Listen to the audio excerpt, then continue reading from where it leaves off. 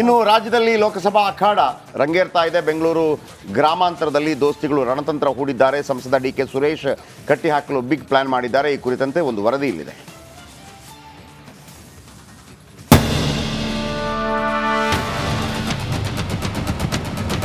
DK Suresh ಕರ್ನಾಟಕದ ಏಕೈಕ ಕಾಂಗ್ರೆಸ್ ಸಂಸದ. ಕಳೆದ ಬಾರಿ ಬೆಂಗಳೂರು ಗ್ರಾಮಾಂತರದಿಂದ ಸ್ಪರ್ಧಿಸಿ ಗೆದ್ದು ಬೀಗಿದ್ದ ನಾಯಕ. ಆದರೆ ಈ ಬಾರಿ ಶತಾಯಗತಾಯ ಡಿಕೆ ಸುರೇಶ್ ಸೋಲಿಸಲು ಅಖಾಡ ಸಿದ್ಧವಾಗಿದೆ. ದೋಸ್ತಿ ನಾಯಕರು ಹೊಸ ರಣತಂತ್ರವನ್ನೇ ಹೂಡಿದ್ದಾರೆ.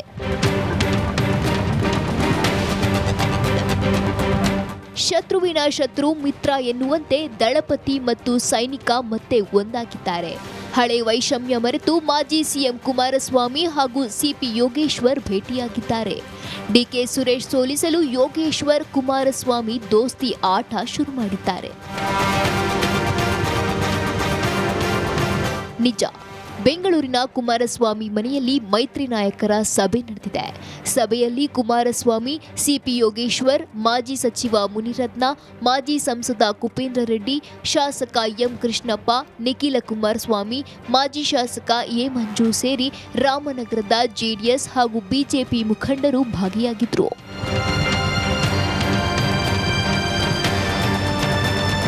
ಇನ್ನು ಈ ಮೈತ್ರಿ ನಾಯಕರ ಸಭೆಯಲ್ಲಿ ಬೆಂಗಳೂರು ಗ್ರಾಮಾಂತರ ಕ್ಷೇತ್ರದ ಅಭ್ಯರ್ಥಿ ಆಯ್ಕೆ ಕುರಿತು ಚರ್ಚೆ ನಡೆಸಲಾಯಿತು. ಡಿಕೆ ಸುರೇಶ್ ಸೋಲಿಸಲು ಪ್ರಬಲ ನಾಯಕನನ್ನ ಕಣಕ್ಕಿಳಿಸಲು ಮಾತುಕತೆ ನಡೆಸಿದ್ರು. ಡಿಕೆ ಸುರೇಶ್ ವಿರುದ್ಧ ಡಾಕ್ಟರ್ ಸಿಎನ್ ಮಂಜುನಾಥ್ರನ್ನ ಕಣಕ್ಕಿಳಿಸಲು ನಿರ್ಧರಿಸಿದ್ರು. ಸಿಎನ್ ಮಂಜುನಾಥ್ರನ್ನ ಒಪ್ಪಿಸುವ ಜವಾಬ್ದಾರಿಯನ್ನ ಕುಮಾರಸ್ವಾಮಿಗೆ ವಹಿಸಿದ್ರು. ಒಂದು ವೇಳೆ ಲೋಕಸಭಾ ಚುನಾವಣೆಗೆ ಸ್ಪರ್ಧಿಸಲು ಡಾಕ್ಟರ್ ಸಿಎನ್ ಮಂಜುನಾಥ್ ಒಪ್ಪದಿದ್ರೆ ಸಿಪಿ ಯೋಗೇಶ್ವರನ್ನ ಕಣಕ್ಕಿಳಿಸೋಕೆ ನಿರ್ಧರಿಸಿದ್ದಾರೆ.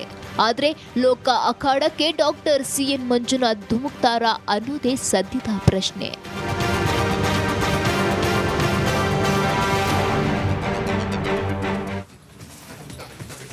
ಬಹುಶಃ ಎಲ್ಲ ರಾಜಕೀಯ ಪಕ್ಷಗಳ ಅಭ್ಯರ್ಥಿಗಳು ಅಂದರೆ ಬಿಜೆಪಿ 195 ಅಭ್ಯರ್ಥಿಗಳ ಪಟ್ಟಿಯನ್ನು ಬಿಡುಗಡೆ ಮಾಡಿದೆ. ರಾಜ್ಯದ ಯಾವುದೂ ಇಲ್ಲ. ಒಂದು ವಾರದಲ್ಲಿ ದೇವೇಗೌಡರು ಹೇಳಿದ ಪ್ರಕಾರ ಒಂದು ವಾರದಲ್ಲಿ ಯಾರ್ಯಾರಿಗೆ ಅಂತ ಫಿಕ್ಸ್ ಆಗಿ ಬಂದು ಬಿಡುವಂಥ ಸಾಧ್ಯತೆ ಇದೆ. JDS ಯಾವುದು, ಮಂಡ್ಯದ್ದು ಕೂಡ ಈಗ ಸ್ವಲ್ಪ ಮತ್ತೆ ಡೌಟ್ ಶುರುವಾಗಿದೆ. ಒಮ್ಮೆ ಇಲ್ಲ ಅಂತಿತ್ತು, ಈಗ ಇಲ್ಲ, ಮಂಡ್ಯ JDSಗೆ ಬರುತ್ತೆ. ಇಂಥ ಊಹಾಪೋಹಗಳು ತುಂಬ ಇದೆ. ಅದರ ಬಗ್ಗೆ ಇನ್ನಷ್ಟು ಸಮಗ್ರ ಮಾಹಿತಿಯನ್ನು ಕೊಡ್ತೀವಿ. ಇದು ಇವತ್ತಿನ ಬಿಗ್ ಮಾರ್ನಿಂಗ್. ನಾಳೆ ಇದೇ ಸಮಯಕ್ಕೆ ಮತ್ತೆ ಭೇಟಿಯಾಗೋಣ. ರಿಪಬ್ಲಿಕ್ ಕನ್ನಡ, ಇದು ನಿಮ್ಮ ಧ್ವನಿ.